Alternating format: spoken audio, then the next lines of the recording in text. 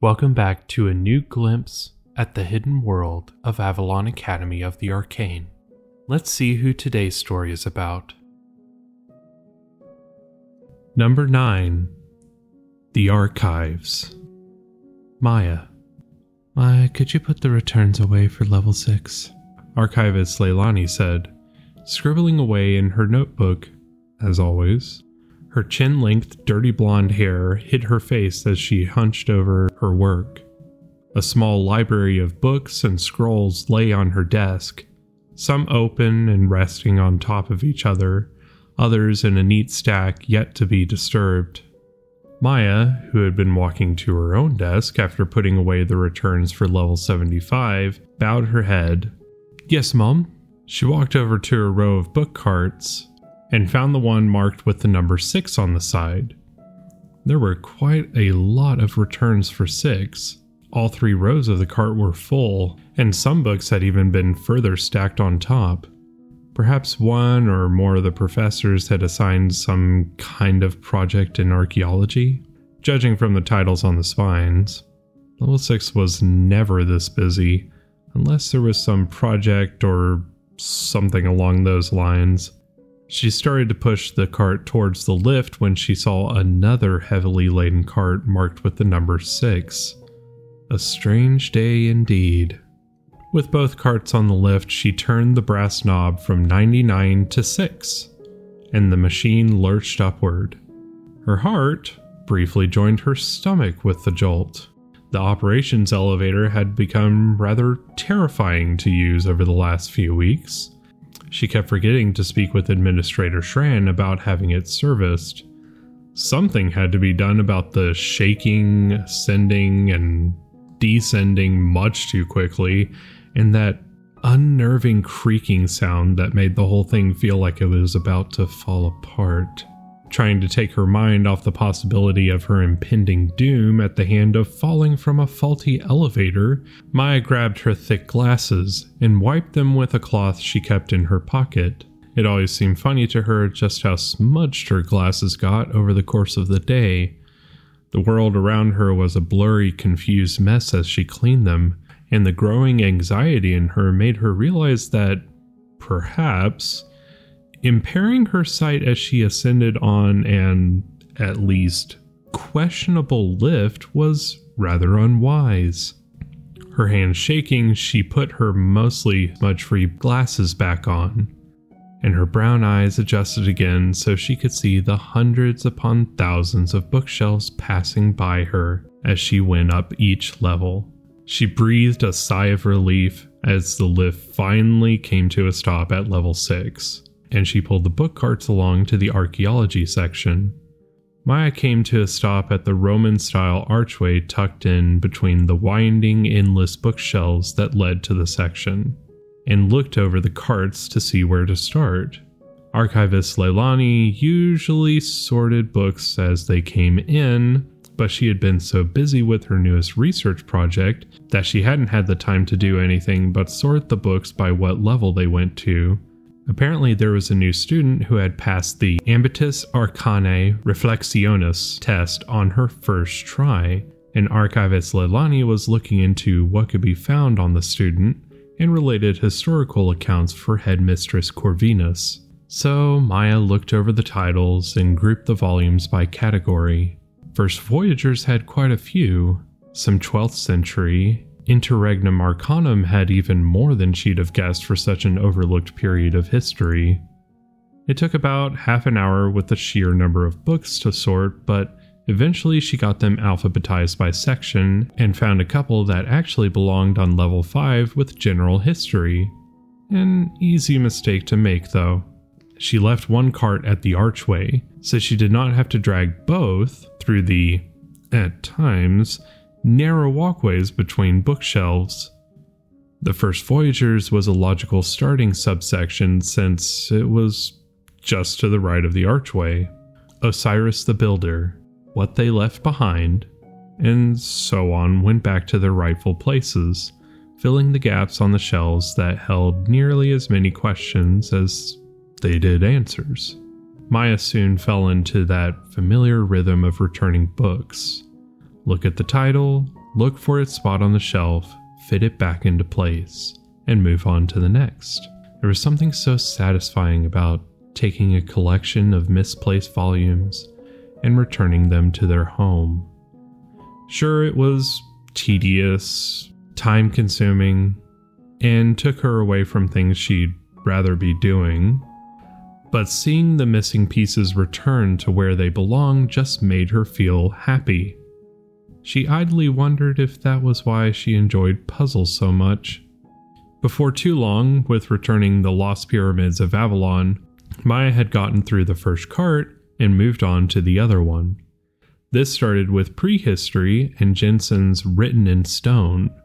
She came around the corner of Late Bronze Age to one of the reading and work areas, and saw a handsome young man, a third-year Stellarian cadet, and an attractive young woman who looked to be in the same class, sitting at one of the tables together.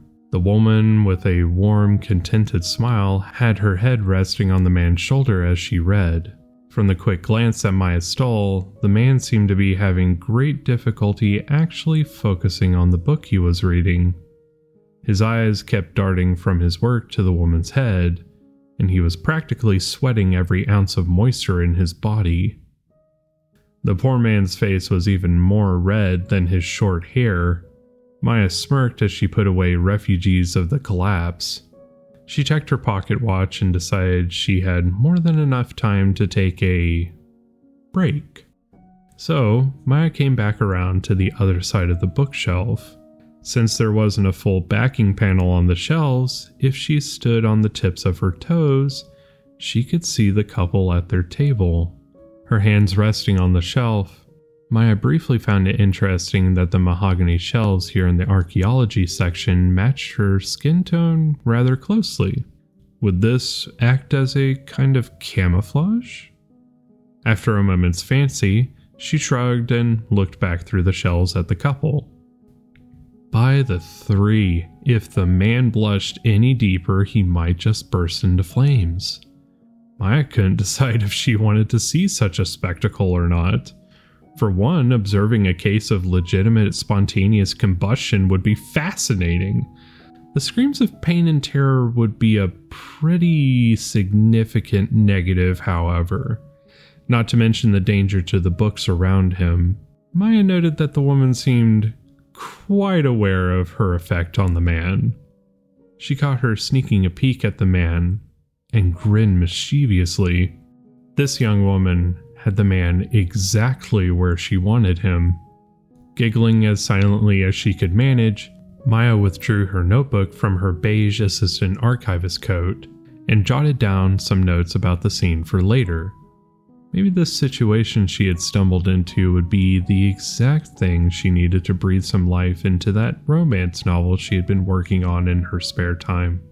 Suddenly, the woman stood up and said something. Maya thought she heard something about a cafe, and then she was off, sparing the man one last wink and smile before she stepped out of the archaeology section. He looked to be collecting the books they had been reading. Maya stepped from around the corner and feigned surprise as best she could with her voice. "Oh, hello there, young man. Done for the day?" "Oh, yes, for now. We'll probably be back tomorrow," the man said, scratching the back of his head nervously. She held a hand out as he put the last book they had gathered on top of the stack. "Will you be needing the same books again tomorrow then?" I don't really know," he said as he picked up the stack, looking to the side as he thought. "How about I put them on recall for you? That way you can easily collect them for tomorrow?" Maya asked. A look of surprise hit the man. "Oh, that's a great idea. I forgot archivists can do that." He then handed the stack of 5 books over. "That and more. What's your name, young man?" "Oh, right, Garrett Grant, 3rd-year cadet of the Stellarians," he said. Maya placed her left hand on top of the stack and closed her eyes. Her heart quaked as she reached unseen hands out to bind each book to him with a thread that would wear off after a couple days. Finally, she anchored the threads to the archive, its thrumming essence sending jolts of power through her. Then she said, Recall set, Garrett Grant, Libri Quinque. Then she felt that familiar sensation of a connection becoming solid, like her ears popping after climbing a mountain. She smiled and placed the books on her cart. Just say recall Garrett Grant while holding this card. At that, Maya extracted a slip of cardstock she had inscribed with a dormant activation circle. It was a quick cast card, which allowed the user to use a spell even if they were not trained in it. And they should materialize in front of you. I'd suggest placing the card on a desk or other flat surface after you say the words. Otherwise, they will form in your hand, which might be rather more weight than you will be ready for at once. I've made that mistake once.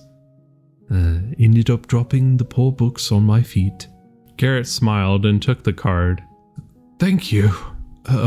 What was your name again? Maya Abebe, Assistant Archivist. She held out her hand. Well met, Miss Abebe, he said, shaking her hand. I've got to get going. Thank you for the help. Maya watched as the young man walked to the lift and then went back to her work. About half an hour later, she had put the rest of the books back to their rightful place, including the ones that belonged on level 5, and she took the carts back to level 99. After she had put the carts back where she found them and removed their level markers, Maya walked back to her desk and found Archivist Leilani slumped in her chair, rubbing her eyes. Lani, how long has it been since you got some sleep? The woman chuckled, which turned into a yawn. She spoke in her signature sing-song, almost dream-like voice. Oh, probably the day before last. I think I found what I'm going to be able to find, though. She yawned again, larger this time. Would you read over my notes, see if they're making any sense? Of course, ma'am. She walked over to the archivist's desk and fished out Leilani's notebook. In her mentor's immaculate handwriting, she saw the name of the student she had been researching, Abigail Clarissa Scott, parents presumed dead, and then there seemed to be quite a few guesses at who her parents might be. So we don't know, but she cut herself off when she realized that Leilani was already asleep, and likely would sleep as soundly as a rock for the rest of the day. She shook her head and smirked. Every time she got a research task from a professor or one of the headmasters, it was the same story. She'd pull as many all-nighters as necessary to work, and then crash once she had reached some kind of conclusion. Maya settled down at her desk and extracted her own notebook. Now it was time to find gaps, mistakes, and adjustments for her mentor, a task which Archivist Leilani said was essential for thorough research that is both accurate and insightful. Besides, Maya really wanted to learn more about this new student herself.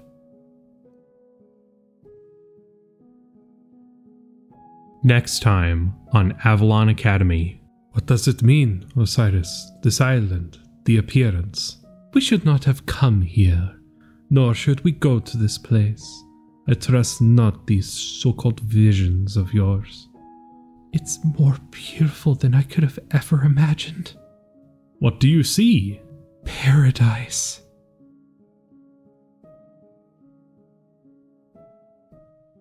I hope you enjoyed today's show.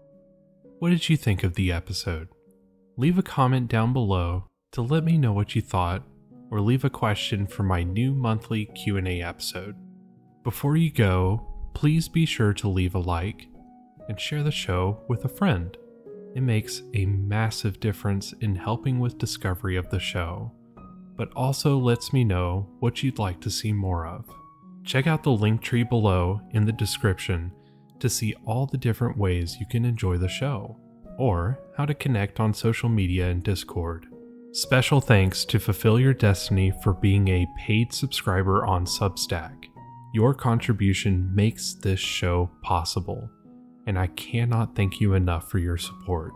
If you would like to be featured in the show's special thanks, as well as other perks, please check out my Substack link in my Linktree. Words cannot express how much I appreciate you taking some time out of your day to see what I've been working on, and I truly hope to see you again soon. Until next time, good fortune, good health, and good day.